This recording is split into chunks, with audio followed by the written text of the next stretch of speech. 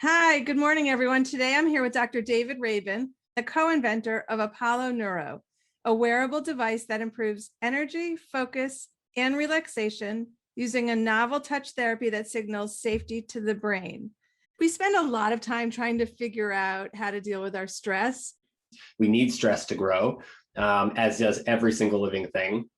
So the thing that separates us from being able to choose one or the other is, spending time of our as much attention time that we have in our day, focusing on things, choosing consciously to focus on things that we have control over, like our breath, our movement, soothing touch, to providing touch to ourselves, providing loving, soothing touch to another human being or an animal. These are things that we can control. And when we spend time thinking about things we can control, we actually feel more in control more of the time. Is it realistic at all to think about eliminating stress? We can control our response to the stress, not making the stress go away. Too much stress that is not balanced with recovery is bad for us. How you quantify too much is difficult, right? Because each person is at a different point in their path. Make sure that we're always balancing the stressful times or the performance times where we're required to, and I like to change what we call reframing, where we take stress and we equate it to what it actually is, which is facing challenge and overcoming challenges, right?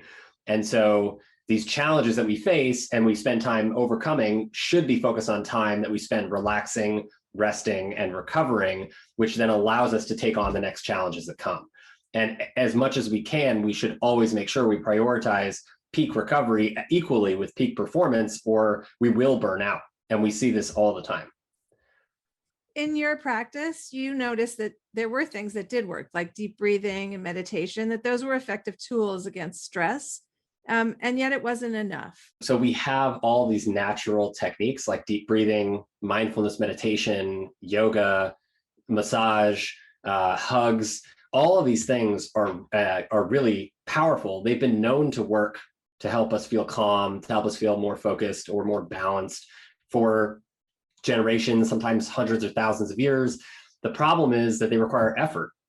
So if you've never been taught to do a breathing exercise to calm yourself down, then when you're in a situation where you're already stressed out, the chances you're going to be able to do a new pattern of behavior when you're already stressed out is very low, because newness itself, the change in behavior, is stressful.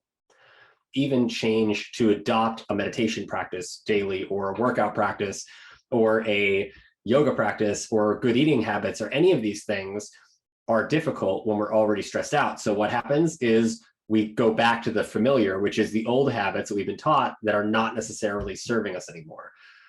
So Apollo was one of the tools that we developed out of my work at the University of Pittsburgh in this area to help give people something that they could, a wearable that they could take out of the office, that basically delivered a gentle vibration to the skin that's familiar, that feels like soothing touch. And when we feel that soothing touch, even just in the background of our consciousness, the background of our thoughts, it reminds us that if I have time, same as deep breathing, if I have time to feel this breath, if I have time to feel this gentle touch on my skin, then I can't possibly be running from a lion right now. And that instantly creates a feedback loop that decreases our stress response in our bodies and allows us to be more present and focused in the moment. All right, here's the device, Apollo Neuro, and it can go on your wrist comfortably or on your ankle comfortably. Where in your practice and research, when did it come upon you that there was something else you could do, that this idea of a wearable could be a solution? When we started to evaluate the experiences these people were having, people were saying, I don't feel safe in my regular life. And that seemed to be the core theme of why people weren't getting better. So we said the medications don't make people feel safe. That's not their goal. Their goal is to manage symptoms, but that doesn't necessarily solve the problem. So we said, all right, well, what if we just get to the safety part? What if we give people something that they can wear, like Apollo, that helps using vibrations to soothe the nervous system by reminding the body that it's safe? Will the mind follow, right? If we tell the body it's safe with somebody holding your hand, for instance, that you like on a bad day, you relatively quickly, we calm down. That is a signal that's ancient, that millions of years old in all mammals. So could we tap into that using technology? And ultimately, after years of research in the lab at the university, we figured out that it did indeed work. And there were very specific patterns of sound waves that feel like vibration, that feel like touch, that can activate this system in a reliable way. And then we tested this in double-blind, randomized, placebo-controlled trial. And we showed that, yes, in fact, even when people have no idea what vibrations they're feeling, that very specific patterns of these vibrations work. And the easiest way to think about it is that it's basically music that we figured out how to compose for your skin touch receptors instead of your ears. Touch is critical to understand the importance of it in health and maintaining health, because all of the same molecules, neurotransmitters that we release when we use drugs or when we earn money that make us feel good are actually molecules that are released when we're touched nicely. And so if we could just give ourselves more hugs or give ourselves more hugs within our community, more hand holding, more soothing, gentle touch, that alone would solve, I firmly believe that would solve a lot of the substance abuse and instant gratification seeking issues that we have in our society, and a lot of mental illness, because it is one of the most natural and most effective and side effect free ways for us to feel better. That's not the best news for parents of teenagers, because teenagers tend to retreat and not want us to be hugging them. Are there other, like, does it have to be a full-blown hug, or can we walk by and just put our hands on their back or kind of touch their hair? Any kind of affectionate touch. It doesn't have to be a hug. And it doesn't have to be from another person even. It can be rubbing, it can be you touching yourself, like rubbing the inside of your palm with your thumb can be really helpful. There's lots of parts of the body.